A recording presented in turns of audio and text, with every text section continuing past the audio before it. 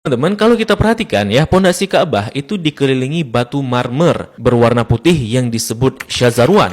Fungsinya untuk menahan pondasi Ka'bah agar tidak rubuh atau terkikis karena dahulu daerah area Ka'bah berpasir dan terkadang berbanjir. Maka dikhawatirkan hal itu akan merobohkan Ka'bah. Oleh karenanya dibuatkanlah syazarwan ini untuk menopang pondasinya oleh orang-orang Arab dahulu. Untuk era sekarang, syazarwan ini juga berfungsi untuk menghindari adanya jamaah yang terjepit di dinding Ka'bah ketika haji. Nah, di dekat pintu Ka'bah, masih di area Syazarwan, kita akan melihat sebuah tanda berupa 8 buah batu mewah. Ini disebut dengan area Mi'jan, merupakan lokasi di mana Nabi Ibrahim dan Nabi Ismail mengadon tanah liat untuk membangun Ka'bah. Begitu pula, ini merupakan lokasi favorit Rasulullah SAW, serta tempat di mana Jibril mengajarkan salat kepada Nabi Muhammad SAW.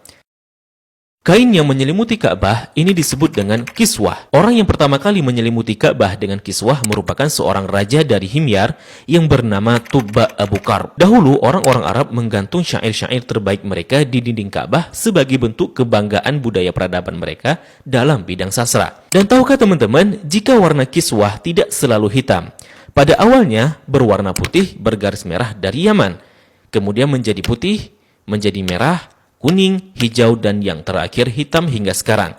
Tulisan kaligrafinya ditulis dengan benang emas bertuliskan ayat-ayat Al-Quran. Kiswah juga memiliki kain dalaman berwarna putih yang disebut bithana kiswah untuk meresap panas dari dinding Ka'bah. Biasanya kain kiswah diganti pada tanggal 9 Dzulhijjah dan bekasnya dipotong-potong untuk dihadiahkan kepada orang-orang tertentu. Nah, dari pintu Ka'bah, di sebelah kiri pojok Ka'bah tersimpan Hajar Aswad di dalam sebuah cangkang berwarna perak. Pintu Ka'bah sendiri berjarak 2 meter dari lantai. Pada awalnya teman-teman, pintunya sejajar dengan lantai.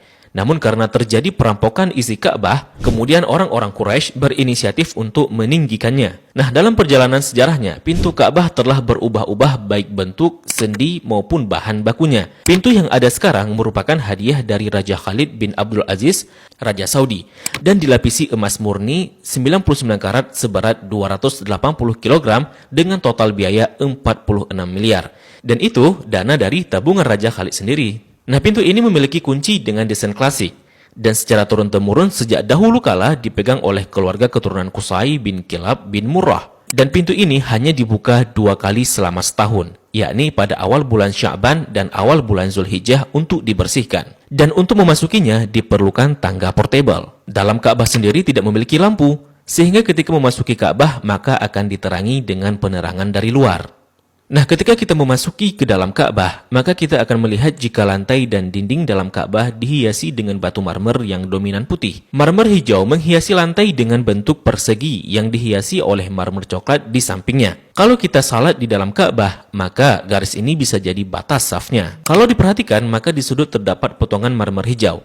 Ini sebagai tanda bahwa Rasulullah SAW melakukan salat di tempat ini saat memasuki Ka'bah. Begitu juga di bagian pojok dan dindingnya dihiasi 1, 2, 3 marmer hijau. Di bagian atas juga terlihat ada beberapa buah saluran udara yang didesain sedemikian rupa. Jika kita mengadah ke langit, maka kita akan melihat jika langit-langit Ka'bah dihiasi dengan kiswah berwarna hijau.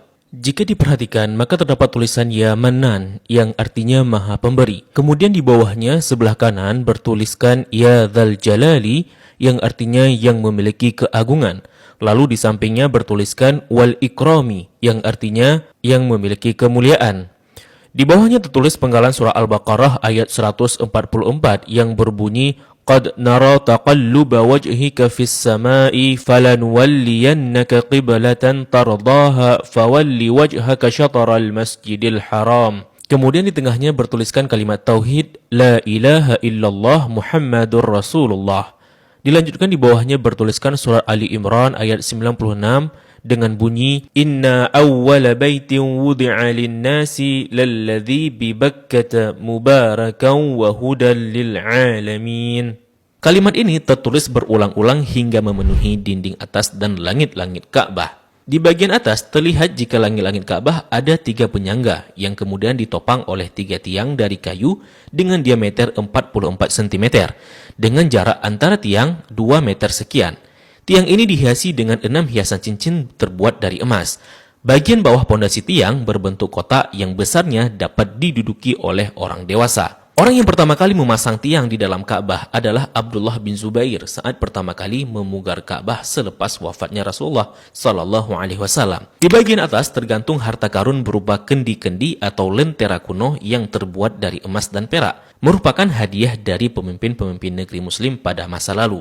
Kalau ditanya, kenapa kendi-kendi ini masih digantung? Ini merupakan tradisi yang sudah ada sejak masa silam. Nah, di bawahnya, tepatnya di antara tiang, terlihat sebuah meja heksagonal berwarna putih dengan atasannya dihiasi marmer hijau. Memiliki kabinet penyimpanan dengan 2 pintu dan 4 engsel. Memiliki 2 pegangan.